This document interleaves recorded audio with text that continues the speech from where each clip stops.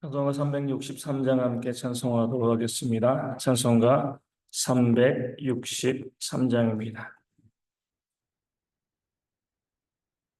찬송가 363장 내가 깊은 곳에서 함께 찬송하도록 하겠습니다. 내가 깊은 곳에서 주를 불러와르니 주여 나의 간구를 들어주신 바라고 보좌 앞에 나가니 은혜 내려주소서. 주가 죄를 살피면 누가 능히 서리요. 오직 주만 모든 죄 용서하여 주시니 주님 앞에 떨면서 용서하심이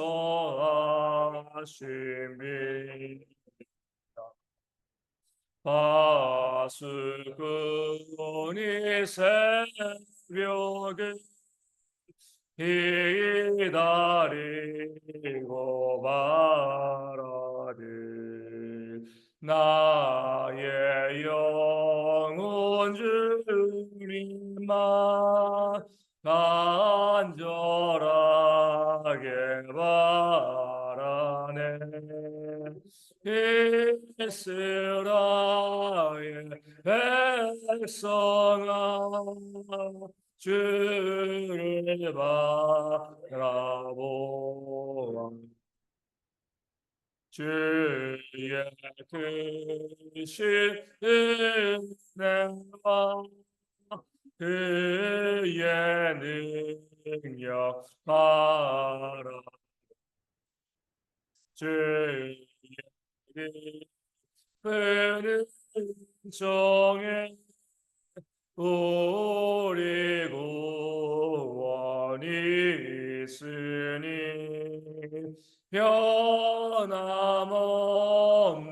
주님만 믿고 기다릴지라. 아멘. 사도신경으로 우리의 신앙을 함께 고백합니다. 나는 전능하신 아버지 하나님 천지의 창조주를 믿습니다. 나는 그 유일하신 아들 우리 주 예수 그리스도를 믿습니다. 그는 성령으로 잉태되어 동정녀 마리아에게서 나시고 본디오 빌라도에게 고난을 받아 십자가에 못 박혀 죽으시고 장사된 지 사흘 만에 죽은 자 가운데서 다시 살아나셨으며 하늘에 오르시어 전능하신 아버지 하나님 우편에 앉아 계시다가 거기로부터 살아있는 자와 죽은 자를 심판하러 오십니다. 나는 성령을 믿으며 거룩한 공교회와 성도의 교제와 죄를 용서받는 것과 몸의 부활과 영생을 믿습니다. 아멘. 느헤미야 9장 9절 말씀을 함께 봅니다. 느헤미야 9장 9절 말씀입니다. 느헤미야 9장 9절 제가 말씀을 읽어드립니다. 주께서 우리 조상들이 애굽에서 고난받는 것을 감찰하시며 홍해에서 그들의 부르짖음을 들으시고 아멘.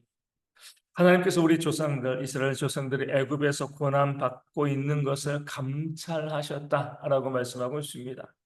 주목하고 바라보고 계신 거죠. 주님이시기 때문에 그렇습니다. 우리의 주인 되어주시기 때문에 더 전능하신 하나님이시기 때문에 당연히 그 종된 백성들, 자녀된 백성들을 지키시고 돌보시는 것이 마땅하다. 그러니까 하나님께서 스스로에게 부여한 책임이고요. 그 책임을 다하신다라고 성경은 말씀하고 있습니다. 그러이 하나님은요 졸지도 아니하시고 주무시지도 아니하신다. 그러니까 사랑하는 자녀들 그 받은 백성들을 돌아보시기 위해서 감찰하시기 위해서 늘 그 시선을 집중하고 바라보고 있는 거죠. 우리는요 조금이라도 하나님의 시선에서 벗어날 수가 없습니다. 하나님께서 늘 우리를 주목하고 바라보고 계시기 때문에 그렇죠. 그렇지 않으면은요, 끔찍한 일이 벌어지는 겁니다. 하나님의 주목하심이 우리 가운데 없으면 이 험한 세상 가운데 우리가 어떻게 살아갈 수가 있겠습니까?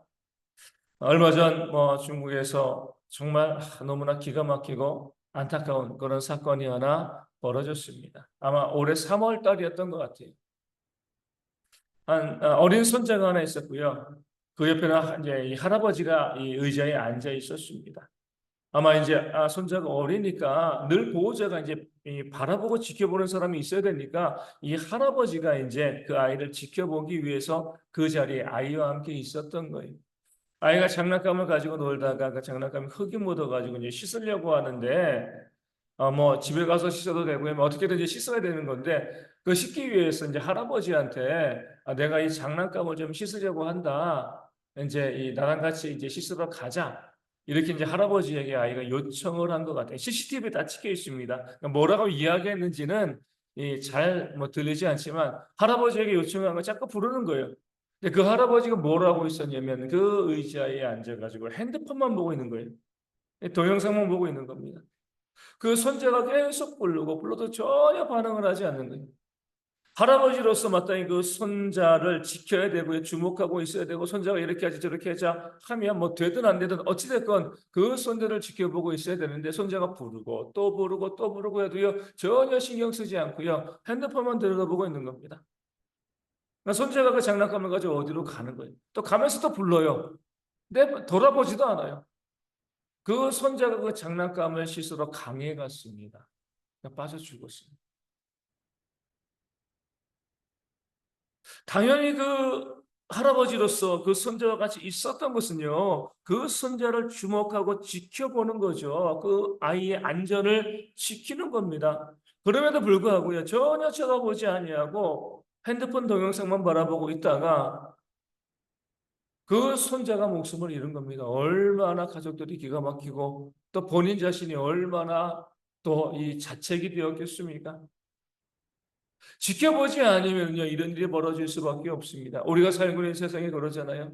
얼마나 험한지 몰라요. 우리 힘으로 살아갈 수가 없습니다. 이런 사고, 저런 사건들이요, 매일매일 끊이지 않고 우리 가운데 그렇게 다가오고 있습니다. 우리가 뉴스를 통해서 보게 되어지면 기가 막힌 일들이 우리나라에도 벌어지고요. 전 세계적으로 벌어지죠. 길거리를 가다가 또 차에 치여서 죽는 사람들, 묻지마 사건에 의해서 또 목숨을 잃는 사람들, 어제는 또 미국에서 또 작은 이 경비행기가 떨어져서 3명이 죽고 내가 어떻게 할 수 없는 그런 일들이 계속 우리 가운데 발생합니다. 싱크홀이 발생해서 사람이 빠져 죽기도 하고 사라지기도 하고요. 차가 빠지기도 하고, 야, 정말 이런 일들이 발생하다니 이런 생각이 들 정도로 정말 감당할 수 없는 많은 일들이 이 땅 가운데 벌어지고 있는 것이 사실인 거죠. 내가 아무리 조심하고요, 애쓰고 노력해도요, 우리는요, 그런 사고들 앞에서 무기력할 수밖에 없습니다. 그럴 때 우리가 하나님께서 나의 주님이시다.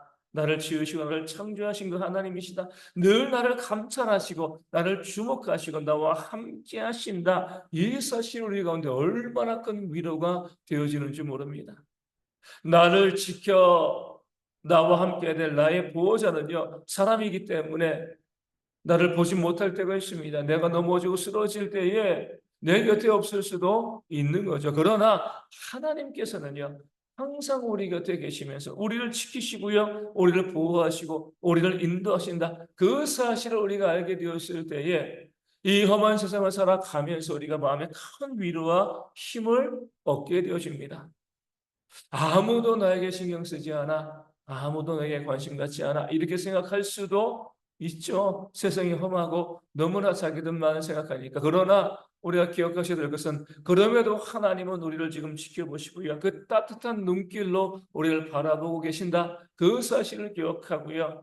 어떤 환경 가운데도 낭망하지 않는 그런 삶과 지혜가 우리 가운데 있어야 할 줄로 믿습니다. 그러나 우리가 하나님께서 늘 우리를 감찰하신다, 이것만 가지고 우리가 하나님의 돌보심을 받는 것은 아니죠. 물론 감찰하고 계시는데 하나님께서 우리 가운데 역사하시고 우리를 도와주시기 위해서 하나님께서 우리 가운데 요구하시는 것이 있습니다. 그것이 무엇이냐면 오늘 말씀에 나와 있는 것처럼 홍해에서 그들의 부르짖음을 들으시고, 이스라엘 백성들이 애굽에서 바로의 학대를 당할 때에도 그들은요 그 학대 속에서 하나님께 부르짖었습니다.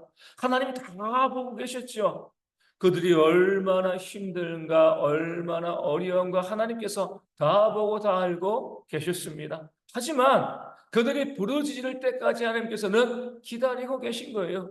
기다리고 계시다가 이스라엘 백성들이 하나님께 부르짖을 때에 하나님께서 감찰하고 계셨기 때문에 즉각 손을 내밀어서 모세를 보내서 그들을 구원하시는 그런 역사를 하나님께서 보여주셨습니다. 오늘 말씀에 나와 있는 것처럼 홍해에 있을 때도 마찬가지예요. 앞에는 바다가 가로막혀 있고요, 뒤에는 애굽의 적병들이 이스라엘 백성들을 치러 달려오고 있었습니다. 그럴 때 그들이 할 수 있는 것은 뭐예요? 부르짖는 거죠. 하나님이 안 보시는 거 아니에요. 그들이 얼마나 큰 위기 가운데 있는가, 얼마나 큰 위험 가운데 놓여 있는가 하나님 다 보고 계시는 거죠.